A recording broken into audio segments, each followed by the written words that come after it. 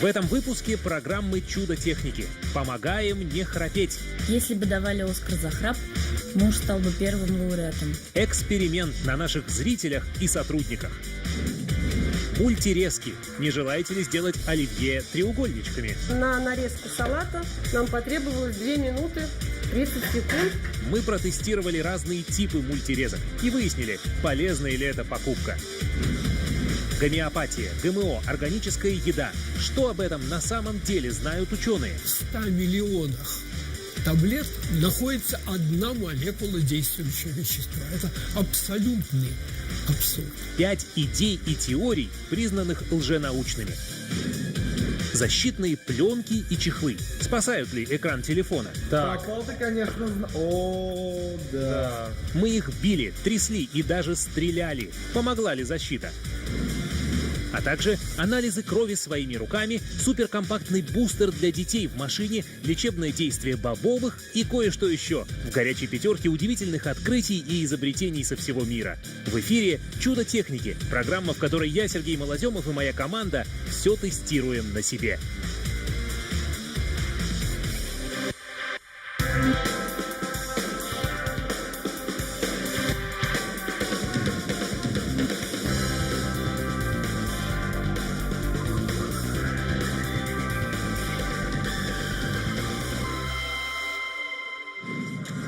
Сейчас, извините, я произведу несколько неприятных звуков.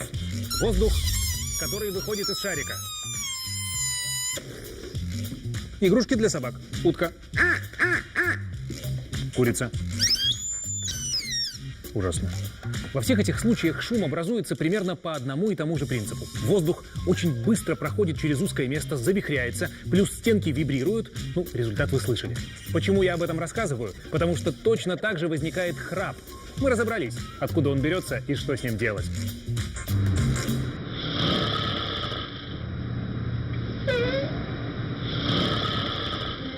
Это ожирение и сужение дыхательных путей. Это огромные миндалины, которые могут просто практически закрывать просвет в глотке.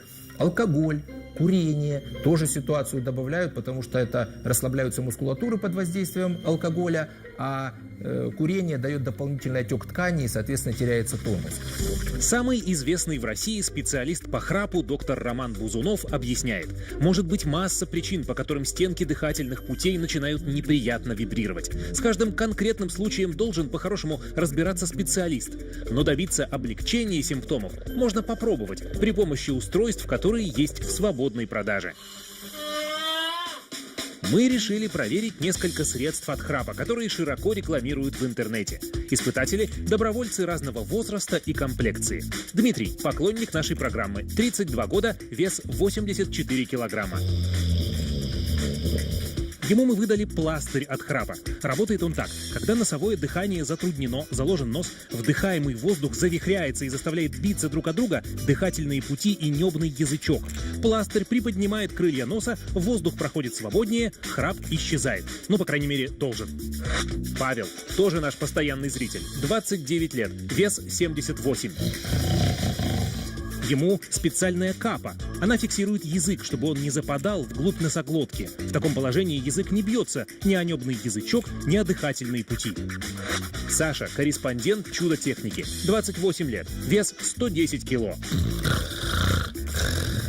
Будет тестировать браслет антихрап. По задумке производителя, когда человек храпит, гаджет через встроенный микрофон улавливает звук и бьет электрическим разрядом. Человек переворачивается и перестает храпеть. И Валера, сотрудник редакции, 49 лет, вес 115 килограммов. Будет спать с бандажом на голове. Когда человек лежит на спине, рот непроизвольно открывается. Нижняя челюсть может сдавливать дыхательные пути, вызывая неприятные вибрации. Нейлоновая повязка держит рот закрытым, не давая храпеть.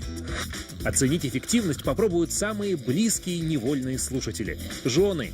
Мой муж храпит очень много. За 13 лет, сколько я его знаю, я думала, что я смогу к этому привыкнуть. Но он может меня удивить. Если я не усну раньше него, я не усну вообще.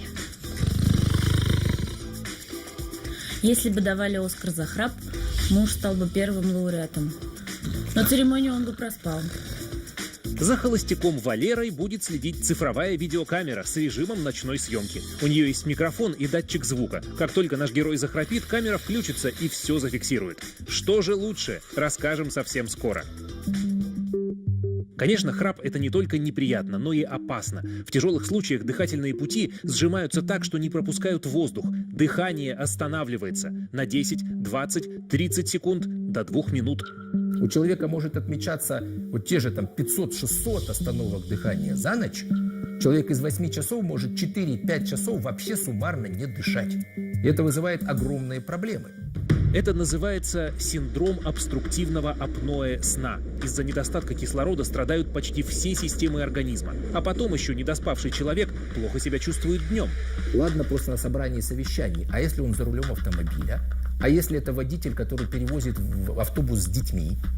У нас 20% всех дорожно-транспортных происшествий связано с засыпанием за рулем. И по статистике приблизительно каждое второе засыпание за рулем связано с синдромом обструктивного апноэ сна и тяжелейшей дневной сонливостью. Мощное оружие в борьбе с апноэ – специальный СИПАП-компрессор. Он помогает дышать, подавая воздух через маску. Пенсионерка Эльвира Борисовна при помощи этого прибора наладила сон, хотя до этого мучилась больше 10 лет. Я просыпаюсь, вот действительно какой-то такой вот, как будто бы вот ужас, что-то такое вот со мной неприятное творится, очень высокое давление, когда замеряю, спать не могу. Терапевты прописывали лекарства от гипертонии, но помогали они слабо. И только сомнолог сумел понять, что ткани дыхательных путей потеряли тонус, начали смыкаться во время сна, нарушая приток воздуха. И надо его наладить. Воздух расширяет дыхательные пути и не дает распадаться. Аппарат сам считывает, какое давление в дыхательных путях и насколько надо поднять уровень давления, чтобы раскрыть дыхательные пути. И постоянно всю ночь за этим следит, чтобы дыхательные пути не спадались. Вот так я им теперь с ним и сплю.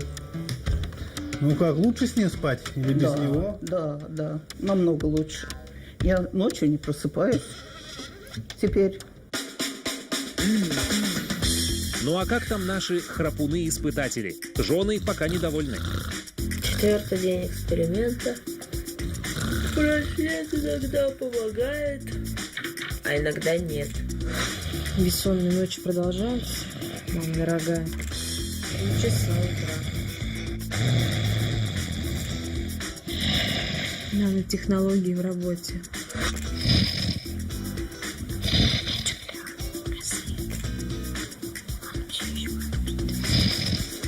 Подождем.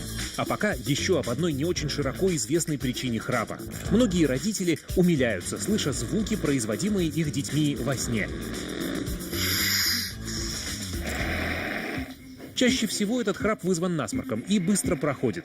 Но если он стал постоянным, надо обратиться к специалисту, потому что недостаток кислорода во сне вредит развитию ребенка и может говорить о разрастании аденоидов. Когда 3-летний Олег начал сильно храпеть, мама Екатерина не стала медлить и сразу обратилась к лору. И во сне храпел, и в течение дня он посапывал, был гнусавый голос, то есть голосок у ребенка изменился. Оказалось, это именно аденоиды, которые надо удалять. Сейчас это делают, кстати, не так болезненно и почти вслепую, как раньше. По разным данным, эффективность вот этой обычной стандартной аденотомии, она была невысокой. Рецидивы случались, там, по разным данным, от 20 до 40 или даже до 70%. И поэтому в народе в эту операцию верить перестали. Теперь применяют эндоскопию под наркозом. Доктору все видно, пациент не страдает, а ненужные ткани удаляются прицельно и надежно. И уже был эффект, уже, можно сказать, на следующий день я услышала, что мой Олежек спит спокойно. Я даже удивилась. Как же так? Он вообще спит? Я даже испугалась, спит ли мой малыш. Я подходила и прислушивалась, но я не слышала этого храпа. Нам пора подводить итоги эксперимента. За 7 ночей пластырь от храпа ни разу не помог. Все как было, все так же и осталось. Спать с ним невыносимо. Пришлось стимулировать привычными способами. Не принесла облегчения и капа, которая фиксирует язык. За неделю никакого эффекта не появилось, я ничего не заметил. Я сомневаюсь, что что-то изменится через 2-3 недели. нулевой результат и у бандажа. Валера отмечает, что повязка только мешала. Испытатель постоянно просыпался, чтобы ее поправить. Труднее было заснуть, поэтому сказать, что улучшился сон, я не могу. Он точно не улучшился. Неплохо показал себя браслет, который бьет током. Испытатель Саша действительно менял положение тела, когда начинал храпеть. Но удовлетворения нет и у него. Штука была довольно эффективной. Несколько раз, когда Саша начинал храпеть, штука, видимо, пускала разряд, он переворачивался. Но в то же время эта штука реагировала на другие источники звука, в частности, на дочь, которая просыпалась ночью, и прежде чем ее убаюкать, там, включить свет, понять, что происходит, где-то секунд 30, не переставая, этот браслет шарахал током. Было очень неприятно. Итак, наши выводы. Самолечением заниматься не стоит. Если вас беспокоит храп, обратитесь к сомнологу, который поможет выявить и устранить причину неприятных звуков. И тогда по ночам в вашем доме воцарятся тишь и покой. В эфире «Чудо техники». Всю прошедшую неделю мы, как всегда, выбирали самые интересные новости из мира науки и технологий. Вот 5-е место этого рейтинга. Рекордное количество предварительных заказов в интернете собрал изобретенный в Великобритании суперкомпактный бустер для перевозки детей в автомобиле. Идея заключалась в том, чтобы сделать настолько маленькое, дешевое и удобное удерживающее устройство, чтобы оно всегда было под рукой, например, помещалось в школьный рюкзак, и ребенок никогда не подвергался опасности во время поездок без кресла. Этот бустер, кажется, получился именно таким. Он, в отличие от обычных, не поднимает ребенка, а наоборот, опускает ремень безопасности, чтобы тот идеально охватывал детскую фигуру. Устройство уже прошло сертификацию в Европе и США. Оно весит всего 750 граммов и рассчитано на детей от 4 до 12 лет. Смотрите далее. Мультирезка. Бесполезный собиратель пыли на кухне или настоящее чудо техники? Можно ли получить передозировку от гомеопатии? И найдено ли промежуточное звено между человеком и обезьяной? 5 интересных фактов о лженауке. А также защитные пленки, стекла и чехлы для смартфонов. Мы провели серию разрушительных тестов и узнали, стоит ли все это покупать. Кубиками, соломкой, кружочками, спиральками, как угодно. Помогать нам нарезать продукты обещают производители приборов под названием мультирезка. Они бывают ручными и электрическими. Места на кухне всегда не хватает, поэтому прежде чем покупать, я бы хотел узнать ответы на 2 вопроса. Вообще это удобно? И те, кто уже купил, еще не разочаровались?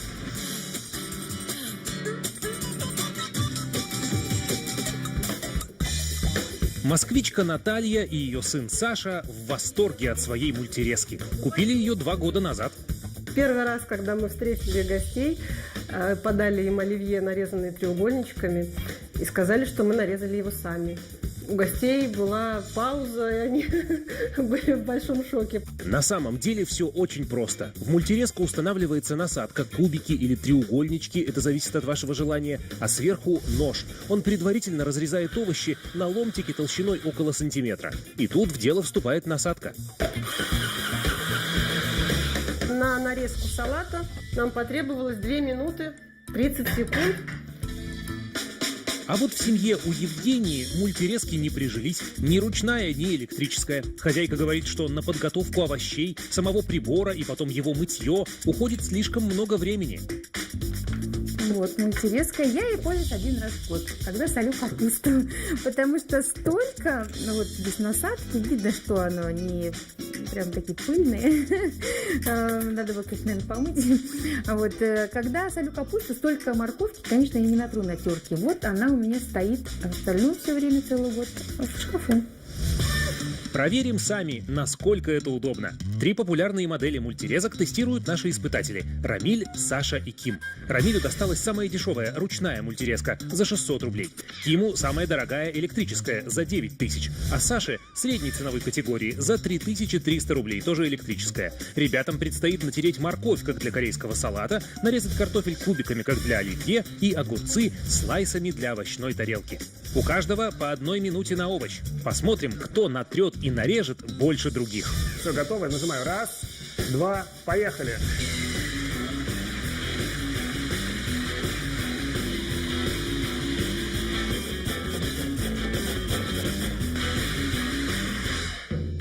Парни, обратите внимание, что у меня все разлетелось в разные стороны.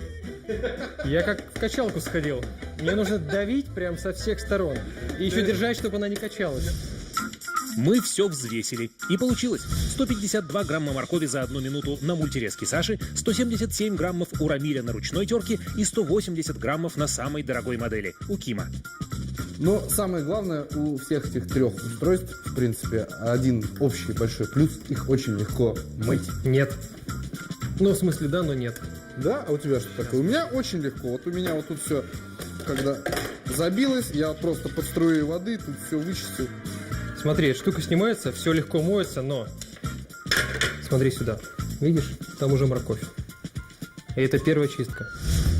А еще на самой дорогой модели мультирезки оказались очень острые лезвия. Именно поэтому она так хорошо и быстро режет, делая края овощей ровными. Но это и минус. Нужно быть аккуратнее, чтобы не пораниться, как наш Ким. Ну вот, к разговору об острых лезвиях. Да. А теперь картошка. Снова засекаем минуту.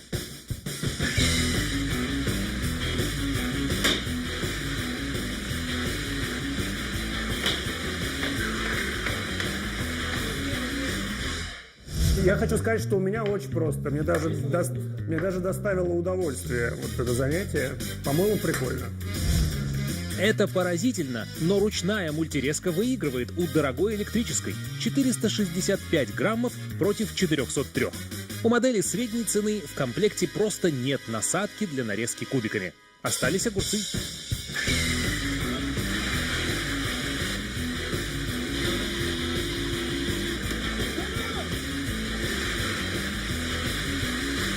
К столу, к гостям вот такое я бы не подал.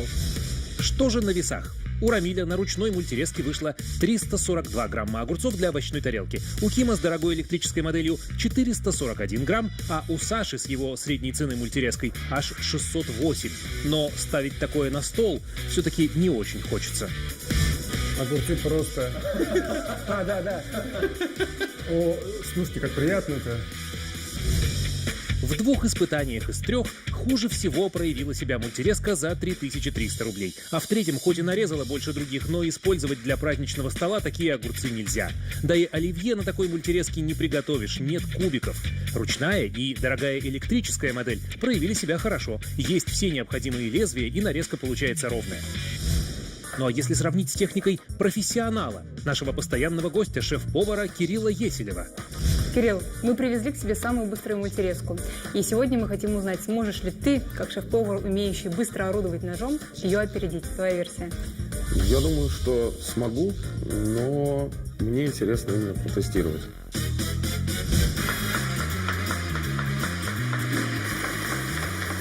Есть!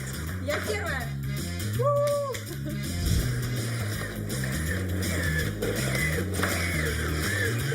Есть! Да ладно, ну как так?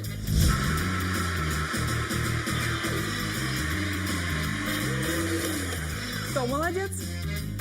Я молодец. Ну, Ну что, у меня все готово. пожалуй, соглашусь. Со скоростью, да. Нарезка у меня лучше, ровней. Помимо скорости, других плюсов я не увидел. Итак, наши выводы. Если вы несколько раз в неделю режете салаты на большую семью, то мультирезка для вас незаменимая вещь и надежный помощник на кухне. Нравится электрическая? Лучше выбирать модели от 5000 рублей. А если денег жалко и режете нечасто, подойдет и ручное устройство за 600 рублей. Мы проверили на себе и можем смело рекомендовать.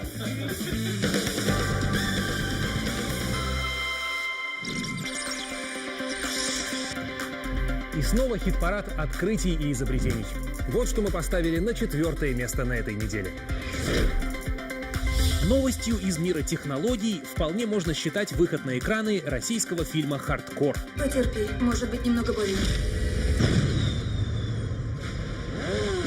Он снят целиком от первого лица на обычные экшн-камеры, которые можно запросто купить в магазине. Чтобы обеспечить достойное большого экрана качество изображения, создателям фильма пришлось изобрести и изготовить целую систему в виде маски. С ее помощью камера крепится на голове актера, который одновременно выполняет работу оператора. Ну а чтобы зрителя не укачало от тряски, была создана, в том числе при помощи 3D-печати, еще и принципиально новая магнитная система стабилизации камеры. Все ради новых ощущений, которые должны испытать те, кто смотрит это необычное кино.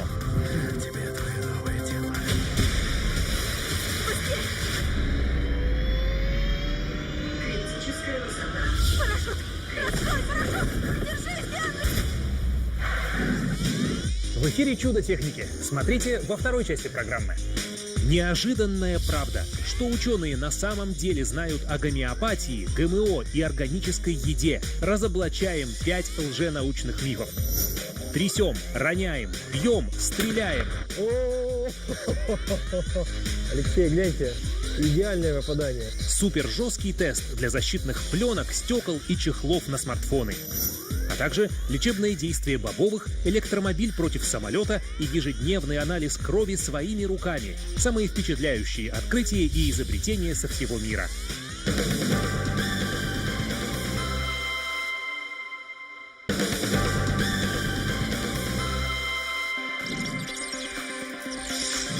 В эфире «Чудо техники». Меня зовут Сергей Малоземов. И сейчас самое время перейти к тройке лучших в нашем рейтинге удивительных открытий и изобретений недели.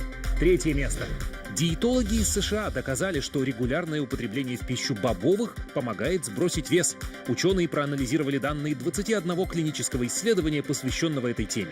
И оказалось, что добавление в дневной рацион всего 130 граммов фасоли, гороха, чечевицы или нута помогало сбросить за 6 недель в среднем 340 граммов веса. Не так много, но ведь испытуемым не пришлось больше делать вообще ничего. По всей видимости, бобовые, благодаря обилию белка, просто помогают быстрее наедаться и замещают собой более вредные и калорийные компоненты рациона. Генно-модифицированные продукты убивают. Прививки вызывают аутизм. Есть надо все только натуральное. В интернете полно утверждений, которые при попытке их проверить оказываются, мягко говоря, не совсем правдивыми. Может быть, кому-то это будет неприятно услышать? Но мы сейчас вместе с учеными разберем 5 очень популярных идей, которые, увы, классифицируются как лженаучные. О том, что в интернете кто-то не прав, журналист Ася Казанцева недавно написала целую книгу, которая тут же стала бестселлером.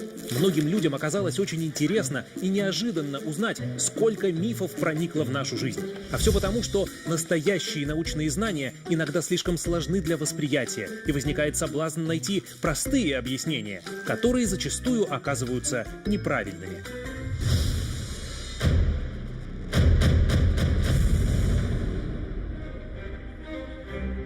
Например, без ГМО. Эта популярная надпись на этикетке прекрасно поднимает продажи. Что такое это ГМО, никто особо не знает, но все уверены, что это плохо. Когда я хожу по магазинам, я стараюсь выбирать продукты, на которых нет этикетки без ГМО, и стараюсь не покупать продукты, на которых написано «органик», потому что и то, и другое – это способы делать деньги на невежестве. А мне неприятно, когда кто-то пытается наживаться на моем невежестве и вообще считает меня идиоткой. ГМО значит генетически модифицированный организм. Ген – это кусочек ДНК с информацией, есть во всех живых клетках. Изучив, как оно работает, биологи научились манипулировать генами. Например, чтобы колорадский жук не поедал картошку, в нее встроили ген бактерий, делающий ботву невкусной для насекомого. Получился генно-модифицированный картофель, который, кстати, разрешен для продажи в нашей стране. Целые гектары уже спасены, и не надо использовать химических инсектицидов. Ну а по поводу страхов насчет вреда для здоровья – все сотни раз проверено, и на десятках поколений лабораторных животных тоже. А те, кто утверждает обратное, просто фальсификаторы, что тоже доказано математически. Официальное заключение контролирующих органов ведущих стран, в том числе США: ГМО-продукты ничем не отличаются от обычных, в которых тоже, раскроем страшную тайну, полно генов, чужеродных для человека. И ничего, в желудке все отлично переваривается. Тут у нас ни хвоста, ни пятачка, хотя мы, думаю, десятки, можно сказать, тысяч лет уже, по крайней мере, 10 тысяч лет как минимум питаемся свиньей. И зачастую не прожаренной, не сваренной.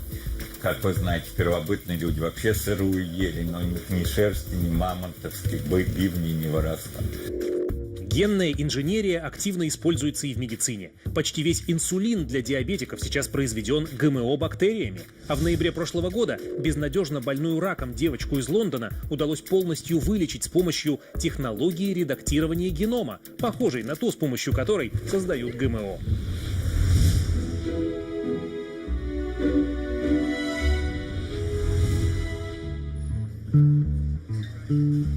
Вообще, то, что мы хотим есть только полезную, здоровую еду, это нормальное желание. Но, к сожалению, тут много ловушек. Например, многочисленные научные работы доказали, еда с приставкой «органик» или «эко» или «био» по своей пользе ничем не лучше обычной, только дороже.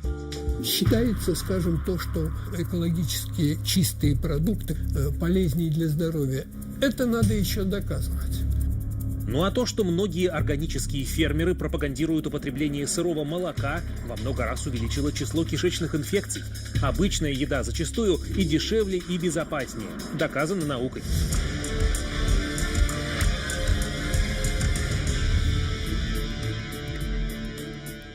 Прививки вызывают аутизм. Очень распространенный миф. Его корни уходят в 1998 год, когда британский доктор Эндрю Вейкфилд опубликовал статью о связи аутизма с прививками от кори. Прессу заполнили сенсационные публикации и интервью с автором. Почти никто не сообщил, что потом исследование признали сфальсифицированным, а научный журнал отозвал публикацию. Вакцинация работает, и благодаря этому мы не видим вокруг себя больных детей. И благодаря этому никто не боится тех болезней, от которых прививают. Зато все начинают бояться прививок из-за каких-то редчайших осложнений. До появления вакцинации люди массово болели туберкулезом, дифтерией, оспой и многими другими болезнями, о которых многие уже забыли. Осложнения после прививок бывают крайне редко. И, конечно, их риск куда ниже, чем риск заболеть тем, против чего делается прививка.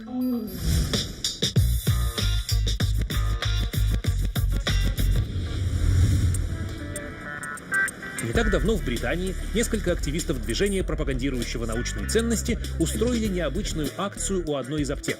Ели горстями гомеопатические препараты. Конечно, в итоге ничего с их здоровьем не произошло, да и не могло. Факт, который неизвестен большинству пациентов. В гомеопатии чаще всего нет ничего, кроме сахара. Действующее вещество там разводят так сильно, что молекул просто не остается. Этот способ лечения был изобретен в XVIII веке и закрепился просто потому, что обычные лекарства тогда были очень далеки от совершенства. Пустышка оказывалась лучше. Нормальная медицина лечила кровопусканиями, ртутью и мышьяком, а гомеопатия хотя бы лечила водными растворами, в которых нет никаких молекул действующего вещества. И это было, конечно, намного безопаснее. За 200 лет медицина, конечно, ушла далеко вперед, а гомеопатия так и осталась в XVIII веке. Если она и помогает, то только благодаря эффекту плацебо, то есть внушению. Это на самом деле способно ослаблять боль, уменьшать проявление аллергии, иногда позитивно влиять на психику и гормональный фон. Главное, не пытаться лечить гомеопатией серьезные болезни. В 100 миллионах таблет находится одна молекула действующего вещества. Это абсолютный абсурд.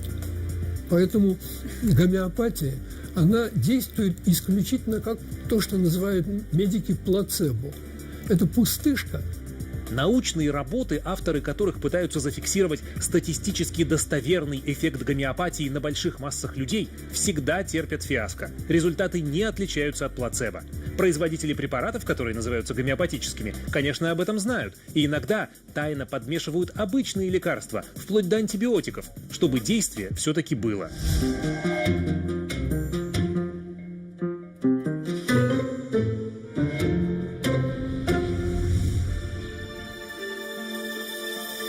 Многим людям, конечно, обидно слышать, что они произошли от обезьяны. И, подвергая сомнению теорию эволюции, многие часто ссылаются на то, что якобы не найдено некое промежуточное звено между обезьяной и человеком. Спешим расстроить. Найдено очень давно и в большом количестве. Имея большое количество находок, мы можем проследить как изменение общего внешнего вида, так и каких-то частностей изменения зубов, мозговой коробки, мозга и так далее и тому подобное. И мы видим, что у нас есть плавное постепенное изменение признаков от совсем обезьяньих до совсем человеческих. В природе нет ученых, опровергнувших теорию Дарвина. И спорить с теорией эволюции – это то же самое, что спорить с теорией тяготения. Конечно, сами ученые в чем-то тоже виноваты. Зачастую не любят объяснять свои сложные работы простыми словами, а в итоге общественное пространство захватывают доходчивые и яркие шарлатаны. У них, впрочем, есть слабое место. Они не способны сделать ничего содержательного и работающего. А ученые это могут и делают каждый день, непрерывно улучшая нашу жизнь. Поэтому они, как силы добра, непременно победят.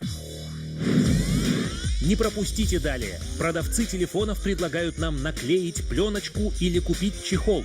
Дает ли это защиту для экрана? Мы провели серию тестов. А также электромобили дешевеют, а медицинские анализы становятся легким домашним делом. Лидеры хит-парада новостей этой недели.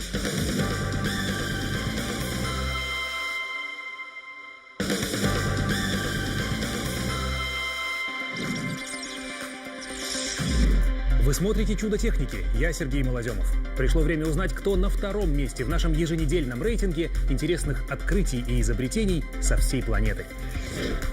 Американский бизнесмен и инноватор Илон Маск настойчиво идет к реализации своей мечты – созданию доступного массового электромобиля, ничем не уступающего обычным машинам.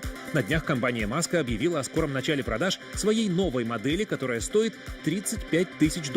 Это уже не так дорого, как было раньше. На одном заряде эти машины будут проезжать 346 километров, в базовую комплектацию входит автопилот, а ускорение по традиции такое улетное, что недавно энтузиасты в Австралии даже обогнали авиалайнер на взлетной полосе аэропорта Мельбурна. Потом самолет, конечно, разогнался и опередил машину, но демонстрация возможностей получилась впечатляющая.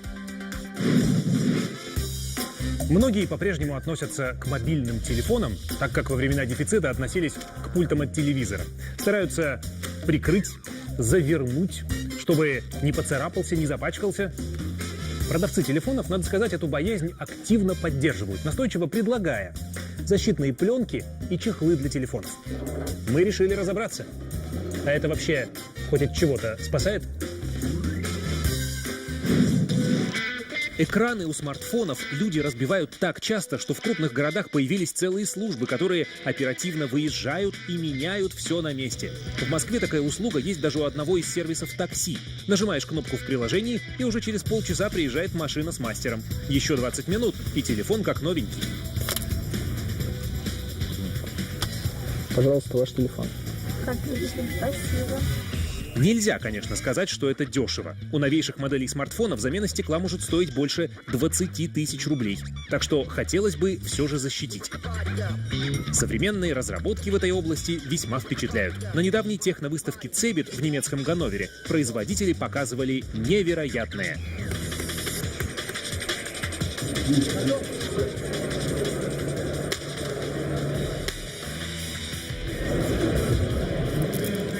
Всем интересно, конечно. Да, без проблем.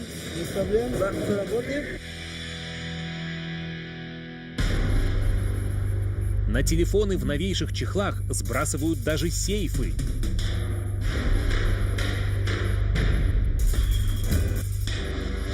И все после этого работает. Но бывает и так, что обещания не совсем соответствуют реальности. На той же выставке наш обозреватель Ким Коршунов решил протестировать новейшее защитное стекло для экранов. И вот что вышло. Теперь вот такой шарик бросаем сюда. Это смартфон. Без проблем. Но это еще не все. Дрель. Но вот Ким берет в руки обыкновенный канцелярский нож. И что же?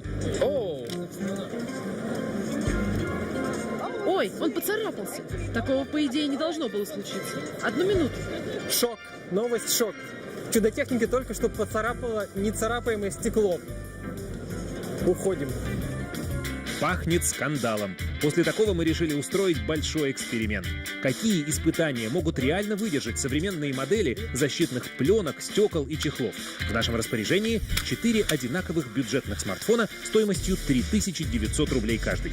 Усиленные чехлы, которые дороже телефонов, мы рассматривать не стали и взяли только то, что разумно по цене. На первый смартфон наклеиваем защитную пленку за 200 рублей. На второй – толстое стекло за 800. Третий смартфон защищаем той же пленкой плюс силиконовый чехол за 300 рублей. И четвертый, самый крепкий вариант – стекло и чехол-книжка за 800 рублей. Кстати, процесс наклеивания пленки мы доверили специалисту. Но можно и самому, если научиться.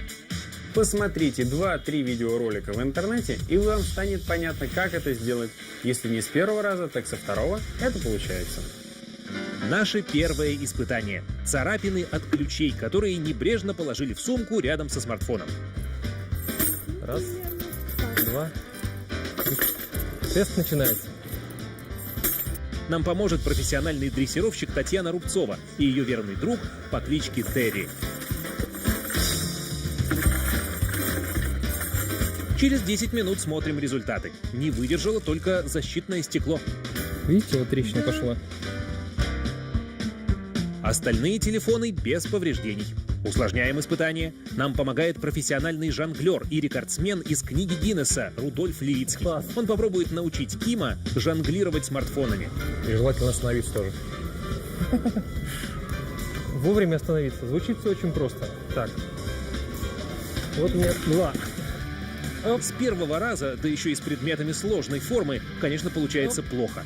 Но может, когда под ногами будет кафель, и опасность уронить смартфоны станет выше, получаться начнет лучше? Оп-оп. Кстати, смартфоны до сих пор все целые. Ким решает усложнить испытание и снова просит Рудольфа пожонглировать. Раз. Опа. Первый пошел. 2. Второй. Не поймал. 3. И четвертый не поймал. Не включается. Первый участник у нас выбыл из теста. Есть контакт? Есть. Все работает. Так, дешевый чехол.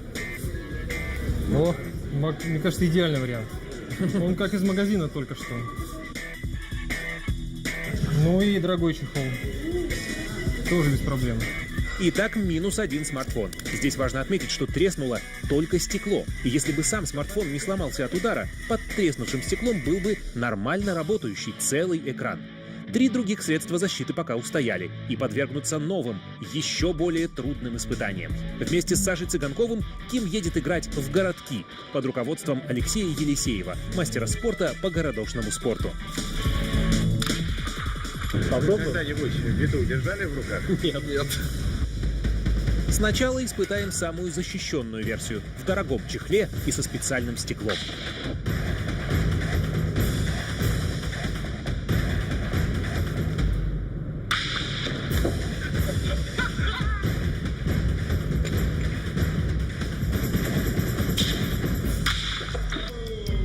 Интересно. Слушайте, он живой. Смотри. Он смс пишет. Не жалейте деньги на чехлы. Смотрите, как новый. Теперь очередь смартфона в простом силиконовом чехле и с пленкой.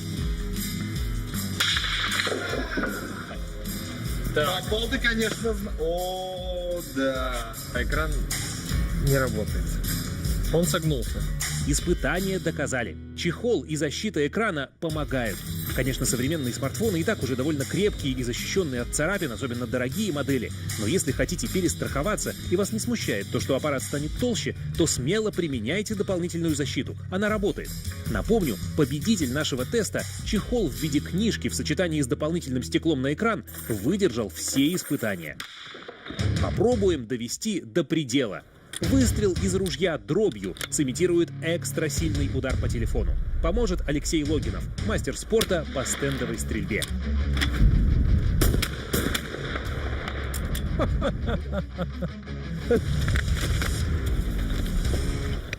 О, Алексей, гляньте, идеальное попадание. О, хорош. Чехол, вещь очень хорошая, но не всемогущая. И тем не менее, 3 из 4 смартфонов, которые мы тестировали, продолжили работать. Даже с разбитыми экранами. Даже тот, по которому стреляли из ружья. Вывод однозначен. Даже простая пленка за 200 рублей, правильно наклеенная, поможет спастись от царапин. А хороший чехол, особенно закрывающий экран, очень неплохо защищает при падениях. Точные названия всего протестированного, как всегда, на нашем сайте chudo.tech. В эфире «Чудо техники». Смотрите в финале нашей программы. Верхняя строчка горячей пятерки научно-технологических новостей недели. Вместе с чисткой зубов мы вскоре будем делать ежедневный анализ крови. Зачем и как это возможно? А знаете ли вы место, где представлены последние технические новинки со всего мира? Это магазин М-Видео. Модные гаджеты, инновации и даже супертренд этого года. Очки виртуальной реальности с возможностью просмотра видео 360 градусов. Все это в М-Видео.